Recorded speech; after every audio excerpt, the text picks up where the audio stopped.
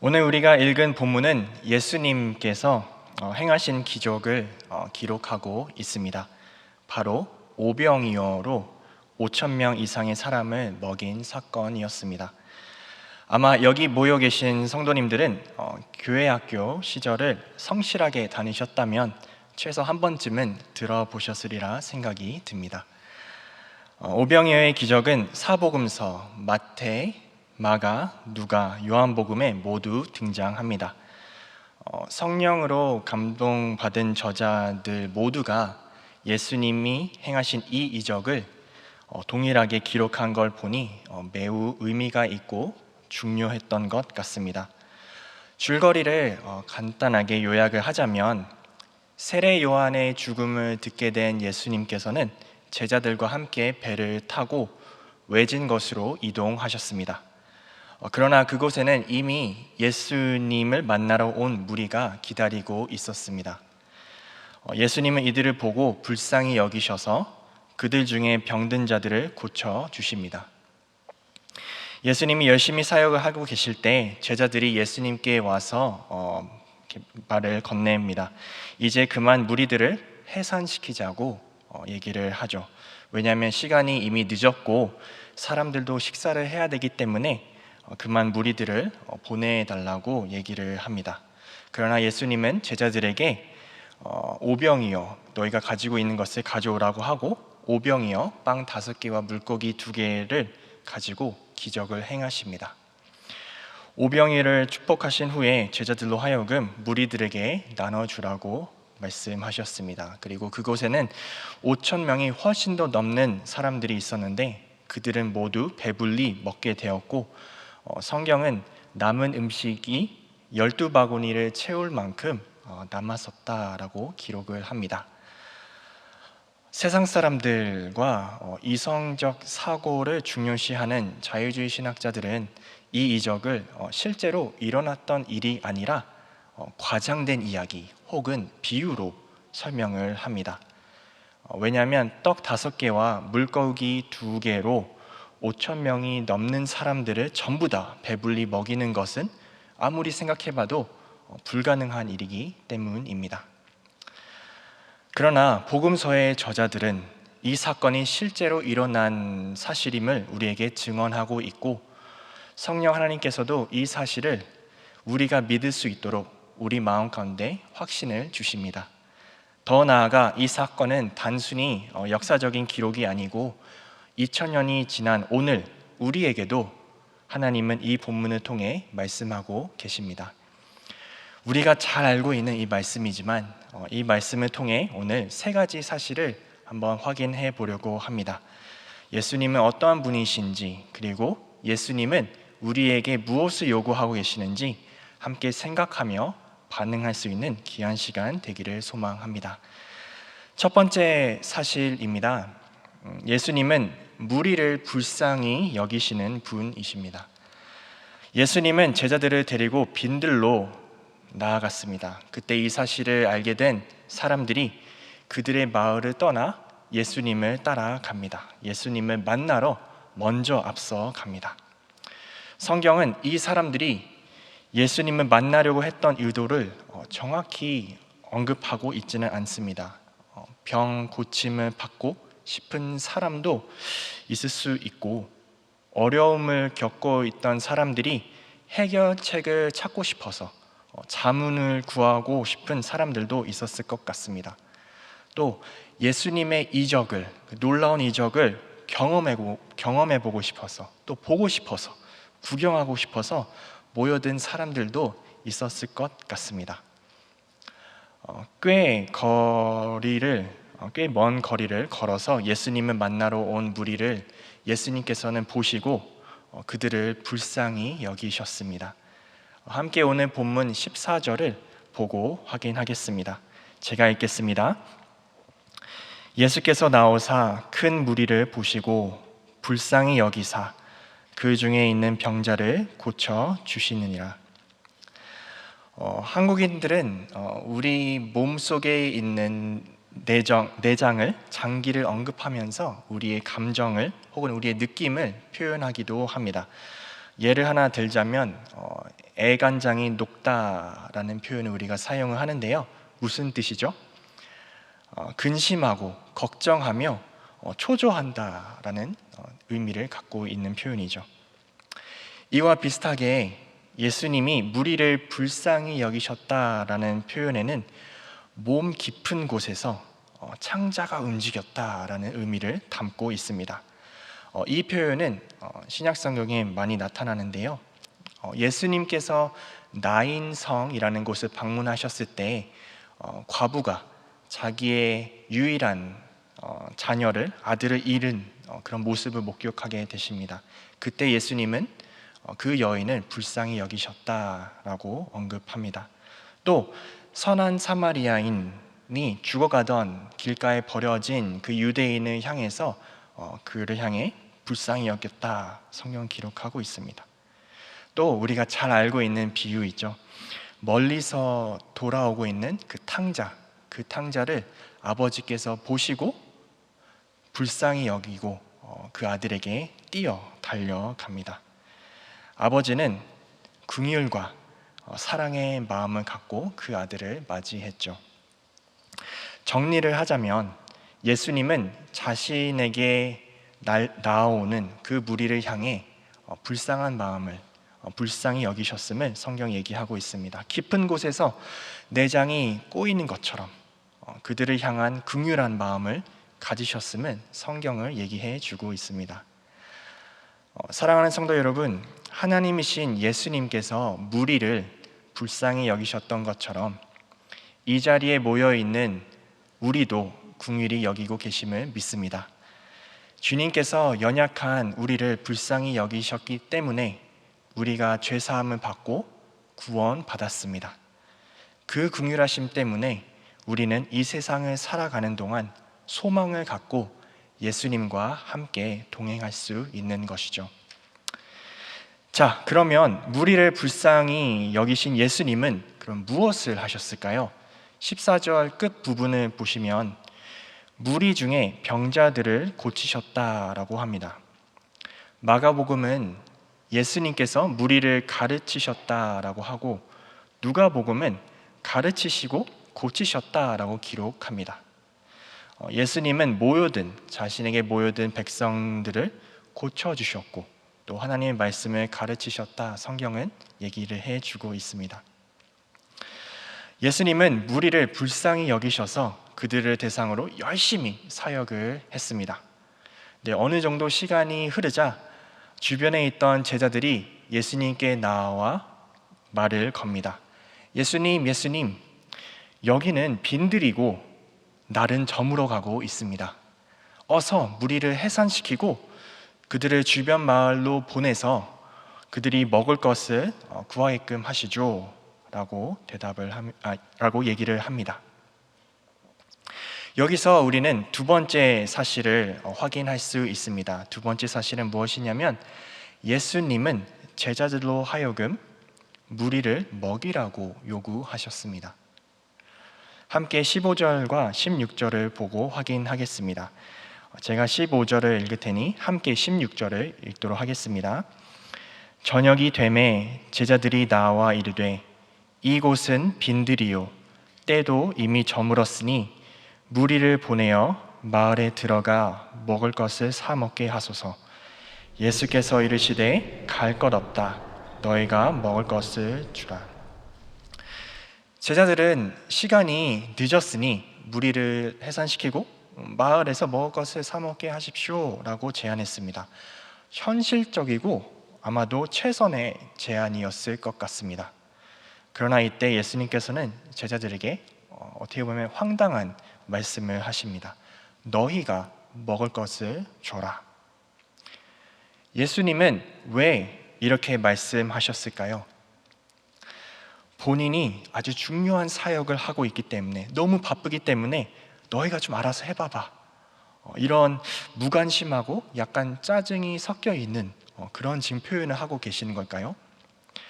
아니면 제자들 중에 요리사가 있거나 돈이 많은 사람이 있어서 그렇게 얘기를 했을까요? 마가복음과 요한복음에 보면 제자들이 예수님께 질문합니다. 그러면 우리가 200데나리온치의 빵을 사라고 말씀하시는 건가요? 우리 성도님들이 잘 알고 있는 것처럼 1데나리온은 그 당시 하루 품삯이었습니다. 오늘날로 말하면 1데나리온은 한 평균 8만 원 정도라고 우리가 얘기를 했을 때 200데나리온이면 약 1,600만 원 정도 될 것 같습니다. 그 금액을 5천 명으로 나누면 인당 약 3천 원 정도 될 것 같은데 김밥 한 줄 정도 사 먹을 수 있는 돈입니다. 근데 여기서 우리가 기억해야 될 것은 남자만 5천 명이었기 때문에 여자와 아이들 모두 포함했을 때 모든 사람을 충분히 먹이기에는 부족한 금액이었습니다. 아마도 최소의 금액이었을 것 같습니다.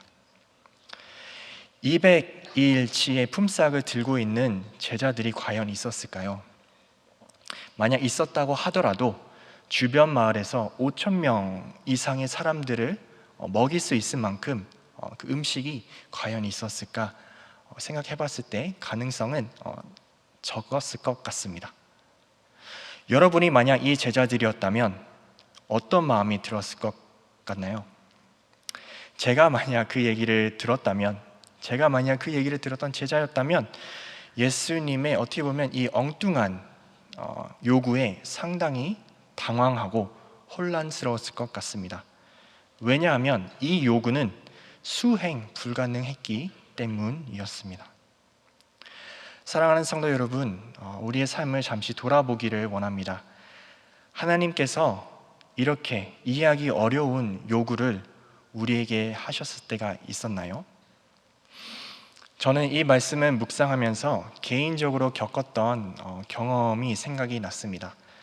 잠시 설명을 드리자면 어느 날 밤 지인과 함께 지하철을 타고 가고 있었습니다. 시간이 많이 늦어서 그런지 얼굴이 많이 붉고 특유의 냄새를 풍기며 늘어진 사람들이 여기저기 앉아있는 모습을 보았습니다. 우리는 그 사람들 사이에서 자리를 골라 착석을 했습니다. 몇 정거장이 지나서 어느 한 역에서 젊은 남자 셋이 지하철을 탔습니다. 이들은 큰 소리로 대화를 했는데 아마도 이들은 기분이 매우 좋아서 또 약간 취해서 그렇게 큰 목소리로 대화했던 것 같습니다. 그런데 어느 순간 그들의 대화 소리가 줄어들었습니다. 궁금해서 고개를 돌려보니 이들은 지하철 의자에 누워있던 한 남성 앞에 모여 있었습니다. 얼마 지나지 않아 그들은 웃으면서 맞은편 자리로 이동하였고 자리에 착석을 했습니다. 그래서 가만히 유심히 그 누워있던 남성을 유심히 관찰해 보니 그분의 신발끈이 서로 묶여있던 것을 확인할 수 있었습니다. 그 사실을 알게 된 저와 제 일행은 또 주변에 그 사실을 목격했던 사람들은 상당히 불편했던 것 같습니다. 물론 지하철 한쪽 좌석을 전부 차지하면서 누워 있었던 그 남성분은 민폐를 끼치고 있었습니다. 하지만 이 젊은 남자 셋이 했던 행동은 옳지 않았기 때문에 우리는 불편해했습니다. 근데 이때 하나님께서 저에게 이런 마음을 주셨습니다. 너가 가서 그 신발끈은 풀어주라. 네? 제가요? 그래, 너가 가서 그 신발끈을 풀어서 다시 묶어줘라 라고 얘기를 하셨습니다. 제 마음속에 이런 마음이 들었습니다. 하나님, 그냥 눈 감고 이렇게 넘어가면 안 될까요? 저 말고도 다른 많은 사람들이 이 사실을 알고 있고 제가 굳이 나서서 이거를 수습해야 할 필요 없을 것 같습니다. 그리고 누워있는 이 남성분이 깨어났을 때 물론 넘어질 수도 있지만 알아서 잘 수습하겠죠. 하나님, 저 이런 상황에 엮이고 싶지 않습니다. 괜히 도와줬다간 저 젊은 남자 셋이 시비를 걸어오면 어떡합니까? 하나님은 이런 무리한 요구를 하시는데 하나님, 저 이거 하기 싫습니다 라고 제 마음속에서 이런 얘기를 계속 했었습니다. 사랑하는 성도 여러분, 때론 우리의 생각이 어떻든 하나님은 우리에게 상식을 좀 벗어나는 요구를 하실 때가 있습니다. 물론 우리도 남을 도와주고 섬기고 싶죠. 우리도 예수님처럼 주변 이웃들을 불쌍히 여기며 살아가고 싶습니다. 그런데 하나님, 저의 상황을 아시잖아요. 우리의 상황을 아시잖아요. 나의 형편을 잘 알고 계시잖아요. 제가 어떻게 이 일을 할 수 있겠습니까? 하나님, 좀 너무하신 거 아니신가요? 이러한 마음이 들 정도로 하나님은 때론 불가능한 것을 우리에게 요구하십니다. 너희가 주어라. 너희가 섬겨라. 너희가 해라. 우리는 이러한 요구 앞에 어떻게 반응해야 할까요? 제자들의 반응을 한번 확인해 봤으면 좋겠습니다. 오늘 본문 17절 말씀입니다. 함께 찾아서 읽어보도록 하겠습니다. 제자들이 이르되 여기 우리에게 있는 것은 떡 5개와 물고기 2마리 뿐이니이다. 성경은 예수님의 요구에 제자들이 주변을 확인하였고 떡 5개와 물고기 2마리를 확보할 수 있었다고 설명해 줍니다. 요한복음에 의하면 이것은 한 아이가 가지고 온 음식이었음을 알 수 있습니다. 제자들이 어떤 마음을 느끼고 있었는지 성경은 정확하게 기록하고 있지 않습니다. 그러나 그들이 예수님께 했던 말 속에 그들의 생각을 우리가 엿볼 수 있을 것 같습니다. 예수님, 떡 5개와 물고기 2마리밖에 없습니다. 한 아이의 도시락으로 이렇게 보잘것없는 것으로 5,000명을 다 먹일 수 있겠습니까? 하나님, 예수님, 이것은 불가능합니다. 이러한 생각을 갖고 있었던 것 같습니다. 사랑하는 성도 여러분, 그러면 예수님께서 왜 제자들에게 이런 불가능한 요구를 하셨을까요? 그것은 세 번째 사실을 통해 알 수 있습니다. 세 번째 사실은 무엇이냐면 예수님은 제자들을 동참시키며 일하기를 원하셨습니다. 제자들이 떡 5개와 물고기 2마리를 가지고 하나님, 예수님, 이것밖에 없습니다. 이렇게 말하자 예수님은 이렇게 말씀하십니다. 오늘 본문 18절 말씀입니다. 중요한 말씀이니까 우리 한번 같이 읽도록 하겠습니다. 이르시되 그것을 내게 가져오라 하시고. 제자들은 본인들이 가지고 있는 전부를 예수님께 보여드리면서 이거밖에 없습니다 라고 말합니다. 그랬을 때 예수님은 제자들의 손에 들려 있었던 떡 5개와 물고기 2마리를 자신에게 가지고 오라고 말씀하셨습니다. 너희가 가지고 있는 그것, 오병이여, 그것을 가지고 오라 라고 말씀하셨죠. 그것밖에 없다고 하는데 그거 잠시 이리 주어봐봐 라고 얘기하고 계시는 것이죠. 여기서 우리는 오병이어를 이렇게 한번 바꿔봐도 좋을 것 같습니다. 우리 삶 속에 하나님으로부터 쓰임 받기에 부족한 것들, 부족해 보이는 것들로 바꿔볼 수도 있을 것 같습니다. 나의 재능, 물질, 시간, 나의 능력 등등으로 바꿔볼 수 있을 것 같습니다. 예수님은 오병이어를 받으신 후 무리들로 하여금 잔디에 앉게끔 하셨습니다. 아마도 제자들을 시켜서 무리들을 앉게끔 하셨을 것 같습니다. 제가 만약 그 제자들이었다면 아니 예수님, 마을로 보내서 음식을 구하게끔 하셔야지 왜 무리를 자리에 앉게끔 하시는 건가요? 이런 혼란과 불만을 아마도 품었을 것 같습니다. 그러나 성경은 예수님이 하신 일에 우리로 하여금 집중하게끔 합니다. 예수님은 하늘을 우러러 보시고 떡 5개와 물고기 2마리를 축사하신 후에 제자들로 하여금 그 떡과 물고기를 백성들에게, 무리들에게 나눠주게끔 하셨습니다. 다시 한번 잘 보시면 제자들이 예수님께 드렸고 예수님께서 축사하신 다음에 다시 제자들에게 나눠주셨습니다. 그리고 제자들로 하여금 무리에게 나눠주게끔 하셨죠.